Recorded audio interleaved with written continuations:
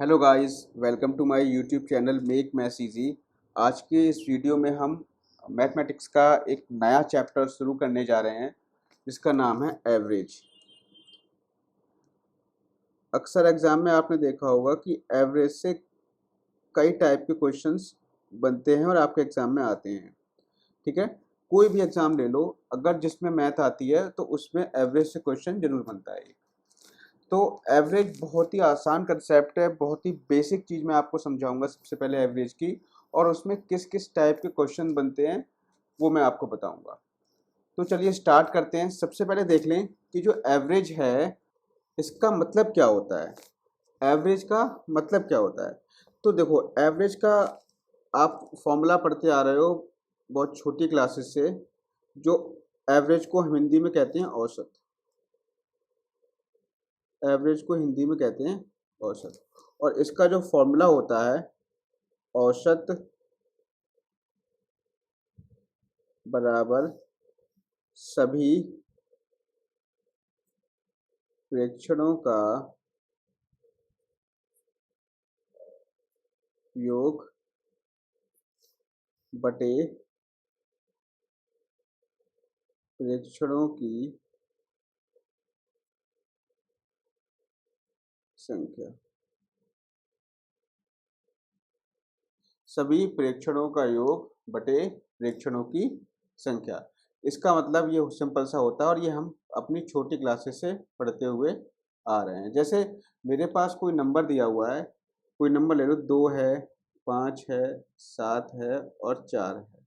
ठीक है, तो यहाँ पर मैं कहूँ कि इसका औसत निकालो, तो यहाँ पर देखो कितने प्रेक्षण दिए हुए हैं, 4 प्रेक्षण दिए हैं, 2, 5, 7, 4। तो औसत बराबर होता क्या है, सभी प्रेक्षणों का योग। योग कितना है इसका, 7 4 11, 11 5 16, 16 और 2 कितने हो गए, 18 बटे में 4। 4 से इसको भाग दे दोगे, कितना आएगा? देखो नीचे हमने 4 क्यों लिखा, क्योंकि जो प्रेक्षणों की संख्या है 1 2 3 4, 4 दी हुई है, तो इसको डिवाइड करोगे 4 से, 4 चौक 16। ठीक है, 2 बचा, पॉइंट लगा के जीरो डालो, 4 पंजे 20। कितना आ जाएगा? 4.5 इसका एवरेज आ गया। ये हम पढ़ते हुए आ रहे हैं, ये मेथड हम पढ़ते हुए आ रहे हैं अपनी क्लासेस से। छोटी छोटी क्लासेस होती है, 9 10th में हमने ये मेथड आप पढ़ा होगा। ठीक है, लेकिन आज के इस वीडियो में कुछ यूनिक कंसेप्ट को हम पढ़ेंगे जो कि आपको यूज करना है अपने एग्जाम में। ठीक है, बेसिकली औसत का मतलब आप समझ गए, सभी प्रेक्षणों का योग बटे प्रेक्षणों की संख्या। औसत क्या करता है? औसत एक हमें आइडिया देता है कि किसी भी चीज को हम किस तरह से यूज कर सकते हैं। किसी भी चीज को बराबर भागों में बांटना है तो कितना बटेगा। जैसे फॉर एग्जाम्पल, मान लो कि एक व्यक्ति एक दिन में 2 रोटी खाता है। ठीक है, हो सकता है अगले दिन में वो 4 रोटी खाए, या हो सकता है अगले दिन में, तीसरे दिन में वो 1 रोटी खाए। तो ऑन एवरेज अगर 1 महीने का एवरेज निकाले तो ये मान लिया कि अगर वो 1 महीने में कितनी रोटी खाता है, 1 महीने का अगर हम एवरेज निकाल लें तो मान लो 1.5 रोटी आ रहा है। तो ऑन एन एवरेज हमने निकाला कि वो एक व्यक्ति एक दिन में कितनी रोटी खाता है, 1.5 रोटी खा लेता है। तो उसी के हिसाब से हम अपना राशन पानी घर में रखेंगे, या हमारे घर का जो खर्चा होता है ऑन एन एवरेज एक महीने में इतना हो जाता है, तो हम उसकी व्यवस्था उसी प्रकार से करते हैं। तो ये तो हो गया एवरेज का यूज। एवरेज कहाँ कहाँ पर यूज किया जाता है? हमारी डेली लाइफ में एवरेज का यूज बहुत ज्यादा होता है। ठीक है, जैसे मान लो कभी हम पार्टी हमें लेनी हो, 4 फ्रेंड मिलकर के पार्टी देने की सोचते हैं। तो किसी ने 200 रुपये दिए, भाई तेरे पास कितने हैं? तो उसने कहा सर मेरे पास 100 रुपये ही हैं। अगले से पूछा उसके पास कितने हैं? उसके पास 150 रुपये ही हैं। तो हमने क्या किया, सारे पैसे इकट्ठे करके जो भी चीज़ें आई हमने सभी में इक्वल इक्वल डिस्ट्रीब्यूट की। अब ऐसा नहीं है कि हमने अपने, जो हमारा जो फ्रेंड था जिसने 100 रुपये दिए थे, तो उससे हम कह दें कि नहीं, कि तुझे बाद में आइसक्रीम नहीं मिलेगी। ऐसा तो नहीं कह सकते ना कि खाना खाने के बाद तुझे रसगुल्ला नहीं मिलेगा। ठीक है, तो इस तरीके से हमें औसत हमें क्या करता है कि हम किसी भी चीज को बराबर भागों में कैसे बांट सकते हैं, वो चीज हमारी क्या है, औसत है। ठीक है, तो औसत क्या हो गया, सभी प्रेक्षणों का योग बटे प्रेक्षणों की संख्या। अब देखो क्वेश्चन, इसमें 3 टाइप्स के क्वेश्चन पूछे जाते हैं। एवरेज में 3 टाइप के क्वेश्चन पूछे जाते हैं। वो कौन कौन से टाइप हैं? वो आपके हैं, पहला टाइप है number based, number based. Number based मतलब संख्याओं पर आधारित, संख्याओं पर आधारित, संख्याओं पर आधारित प्रश्न। दूसरा है वर्ड प्रॉब्लम,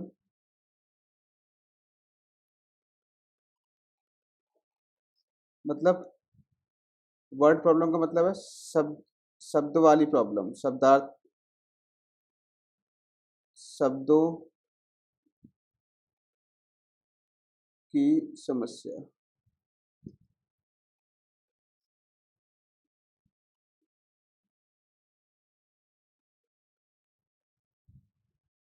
वर्ड प्रॉब्लम का मतलब है कि जो जिसमें सवाल आपके थ्योरी में पूछे जाते हैं, ये तो संख्या पर आधारित होते हैं, इसमें सवाल जो हैं आपके थ्योरी वाले सवाल पूछे जाते हैं, थ्योरी वाले सवाल, थ्योरी वाले सवाल पूछे जाते हैं।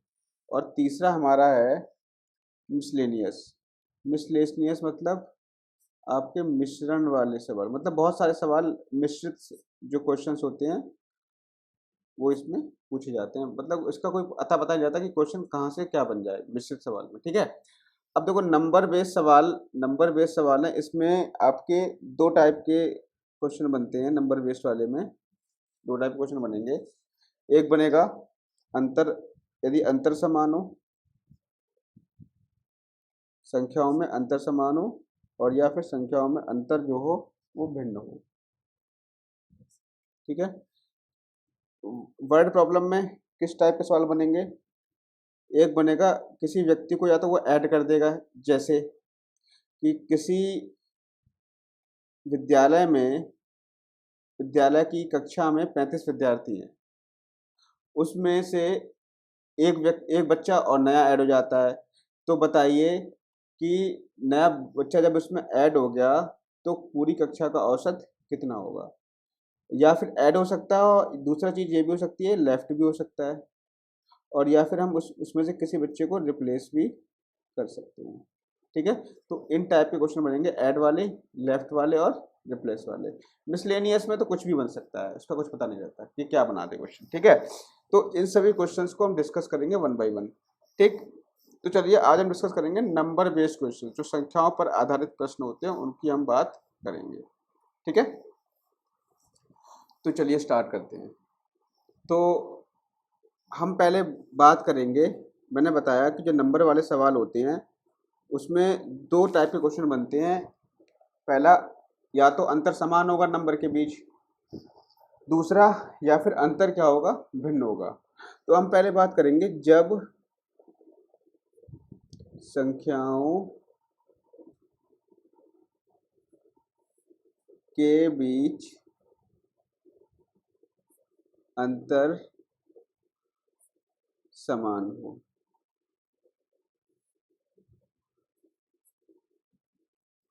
जब संख्याओं के बीच अंतर समान हो। ठीक है, अब देखो यहाँ पर पहला प्रश्न लेते हैं हम, पहला क्वेश्चन लेंगे। जैसे आपसे ये कह दिया पहली 100 प्राकृतिक संख्याओं का औसत निकालिए, तो पहली 100 प्राकृतिक संख्याओं का औसत निकालिए। तो प्रथम 100 नंबर, प्राकृतिक नंबर कौन से होंगे? प्राकृतिक नंबर 1 से स्टार्ट होते हैं, 1 2 3 4 5 से लेकर के कहाँ तक जाएगा? 100 तक जाएगा। ठीक है, तो इसका औसत पूछ रहा है, समझना इस बात को। तो हमेशा अब देखो इनमें क्या है, इस प्रत्येक संख्या के बीच में अंतर समान है। 2 से 1 को घटाओगे 1 बचेगा, अंतर देखो समान है यहाँ पे। यहाँ पर भी अंतर देखो समान है, यहाँ पर भी अंतर समान है, यहाँ पर भी अंतर क्या है? समान है। ठीक है, तो प्रत्येक जो संख्या है उसके बीच में अंतर क्या है? समान है। तो इसका औसत आपको निकालना है। जब अंतर समान हो, जब अंतर समान हो तो औसत आप कैसे निकालोगे? औसत जो होता है वो आपका प्रथम संख्या प्लस अंतिम संख्या, प्रथम संख्या प्लस अंतिम संख्या बटे में 2, ये आपका औसत हो जाता है। अब इसमें देखो प्रथम संख्या कितनी है? 1 है, अंतिम संख्या कितनी है? 100 है, बटे में 2।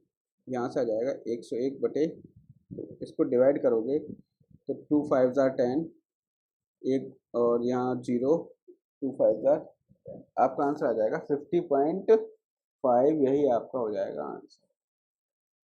ठीक है, एक क्वेश्चन और ले लेते हैं, दूसरा क्वेश्चन। दूसरा क्वेश्चन है कि 100 तक की सभी सम संख्याओं का औसत निकालो। 100 तक की सभी सम संख्याओं का औसत निकालो। क्वेश्चन आपकी स्क्रीन पर आ रहा होगा। तो 100 तक की, अभी तक तो ये था कि प्राकृतिक संख्याएं थी, तो प्राकृतिक संख्याओं में हम क्या करते हैं, उसको 1 से शुरू करते हैं, आपने देखा होगा पिछले क्वेश्चन में। अब यहाँ पे प्रथम 100 सम संख्याओं का औसत, ठीक है। तो 100 तक की सम संख्याओं का औसत, सम संख्या शुरू होती है 2 से, फिर 2 के बाद 4 आएगा, फिर 6 आएगा, फिर 8, इसी तरीके से जाएगा 100 तक। अब मुझे बताओ कि प्रत्येक के बीच में अंतर कितना है। 2 दिख रहा है आपको, प्रत्येक के बीच में अंतर 2 दिख रहा है ना। तो यहाँ पर देखो, हर एक के बीच में अंतर कितना आ रहा है, 2। अंतर अगर समान है तो हम ये फॉर्मूला यूज कर सकते हैं, औसत बराबर प्रथम संख्या प्लस अंतिम संख्या बटे 2। तो यहाँ से अगर आप एवरेज निकालोगे, औसत निकालोगे यहाँ से, तो आपका आ जाएगा first number plus second number upon 2। First number है 2, second number, sorry last number कितना है 100 अपॉन 2। यहाँ से आ जाएगा 102 बटे 2, आंसर आ जाएगा आपका 51। ठीक है, 51 आंसर आ जाएगा। तो ये था आज का क्वेश्चन नंबर 2। अब हम आगे बात करेंगे, एक क्वेश्चन चलो इस टाइप का और भी कर लेते हैं। अगर ये आपसे पूछता 100 तक की सभी विषम संख्याओं का औसत निकालिए, तो भी ऐसे ही निकलता। अगर विषम संख्याओं की बात करें तो विषम संख्या शुरू होती है 1 से, फिर 3 आएगा, फिर 5 आएगा, फिर 7 आएगा, ऐसे ही लास्ट वाली संख्या जो विषम मिलेगी 100 तक में, वो 99 मिलेगी आपको। कौन सी मिलेगी, 99 मिलेगी। ठीक है, 100 तक की विषम संख्याओं का औसत पूछ रहा है। तो यहाँ पर वही देखो, इसके बीच में डिफरेंस 2 है, यहाँ पर भी डिफरेंस 2 है, यहाँ पर भी डिफरेंस 2 है। डिफरेंस 2 होगा तो यहाँ से अगर आप औसत निकालोगे तो औसत होता है फर्स्ट नंबर, अगर डिफरेंस समान है, डिफरेंस यहाँ पे समान दिख रहा है आपको, फर्स्ट नंबर 1, अंतिम नंबर 99 बटे में 2। यहाँ से निकालोगे तो 100 बटे 2 आ जाएगा, आपका आंसर आ जाएगा 50। यही आपका आंसर होता है। ठीक है, अगला सवाल, कभी कभी इस टाइप के सवाल भी पूछ लेता है कि 267 से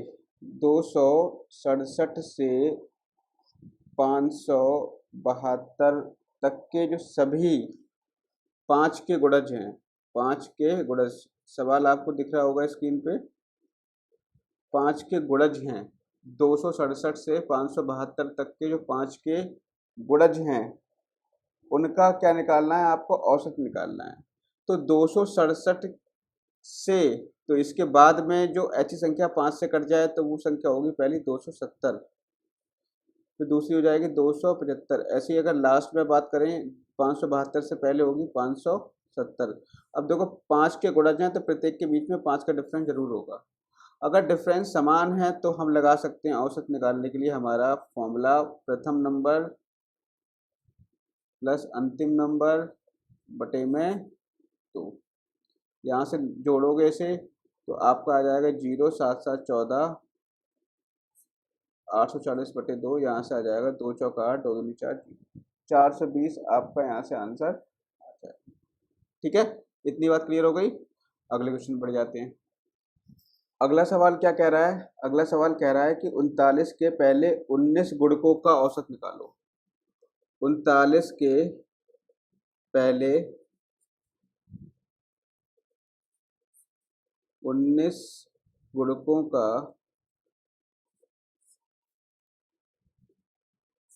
औसत निकालो।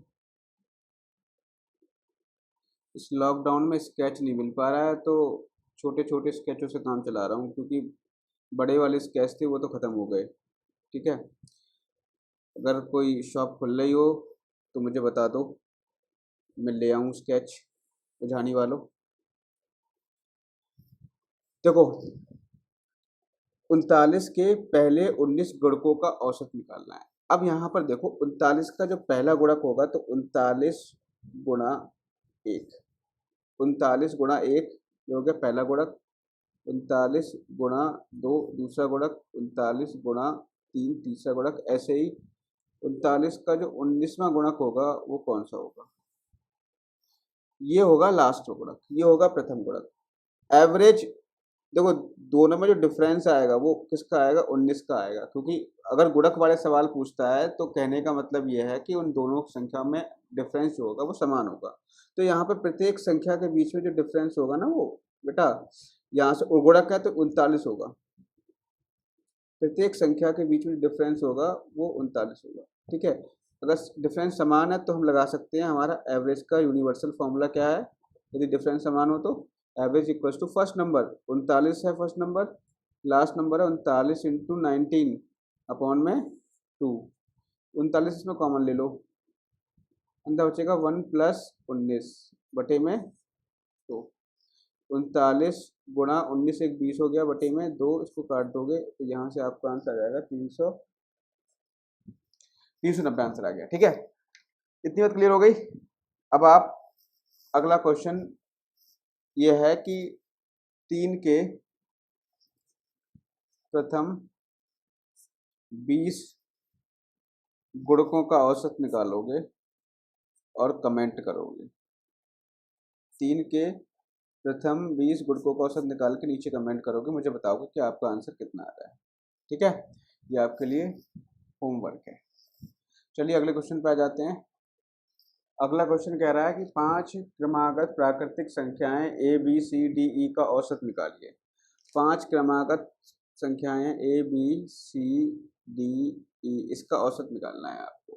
तो इसका औसत कैसे निकलेगा, देखिए मैंने क्या बताया है कि अगर क्रमागत संख्या है तो उन दोनों के बीच में जो प्रथम संख्या होगी द्वितीय संख्या होगी उसके बीच में डिफरेंस 1 होगा, सभी संख्याओं के बीच में जो डिफरेंस होगा वो 1 का होगा। डिफरेंस सेम होता है तो मैंने आपको एक चीज़ बताई है कि जो प्रथम संख्या और अंतिम संख्या को जोड़ करके 2 से भाग करोगे वही हमारा औसत आ जाएगा। तो यहाँ से अगर हम एवरेज निकालेंगे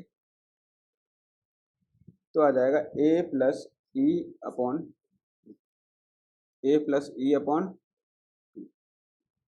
ठीक है।